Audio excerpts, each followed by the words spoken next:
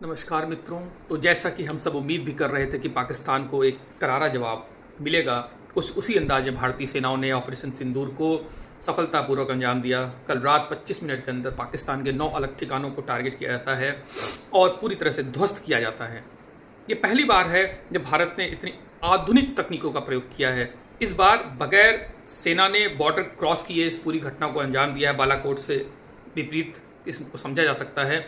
और वहाँ जहाँ की सिर्फ एक टारगेट को हिट किया गया था, इस बार 9 टारगेट हिट किए गए हैं और इसमें रफेल और उसके जो मिसाइल्स हैं स्कैल्प और हैमर, उनका बहुत ही कुशलतापूर्वक उपयोग किया गया है। इनका प्रिसीजन जो है वो काबिले तारीफ था और इसीलिए कोई भी कोलेट्रल डैमेज की सूचना नहीं है। भारत ने यह कहा भी है कि किसी अन्य नागरिक की इसमें कोई हताहत होने की खबर नहीं है। सिर्फ उन आतंकियों को ही हमला किया गया है उस ठिकानों पे जहाँ पे उनको ट्रेनिंग मिलती थी, जो उनके लॉन्चिंग पैड थे। मसूद अजहर ने स्वीकारा भी है कि उसके परिवार के सदस्यों की इसमें मृत्यु हुई है और वो लगभग बदहवास सा है। उसके ठिकानों को भी इसमें जद में लिया गया है। बताते चलें कि लश्कर तैयबा और जैशे मोहम्मद के जो महत्वपूर्ण जो इनके हेडक्वार्टर थे बहावलपुर और मुरीद का, उनको विशेष रूप से टारगेट किया गया है इस पूरे हमले में।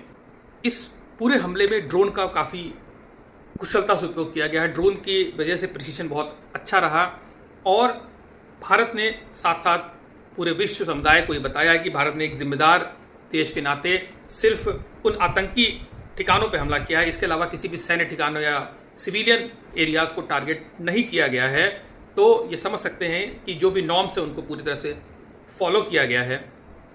और भारत ने यह भी कहा है कि ये एक नॉन एस्केलेटरी पूरी ये प्रोसेस रही है। हम नहीं चाहते कि युद्ध को और बढ़ाया जाए, लेकिन अब ये पाकिस्तान के ऊपर है कि वो इसको किस तरह से लेता है।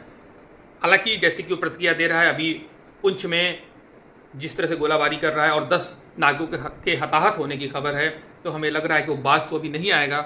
लेकिन फिर भी भारत पूरी तरह से तैयार है उसके हर तरह के हमलों के लिए और इस संबंध में लगातार भारत सरकार मीटिंग भी कर रही है। तो हम उम्मीद करते हैं कि जल्द ही अगर वो कोई इस तरह कोई कदम उठाता है तो उसको करारा जवाब पुनः मिलेगा।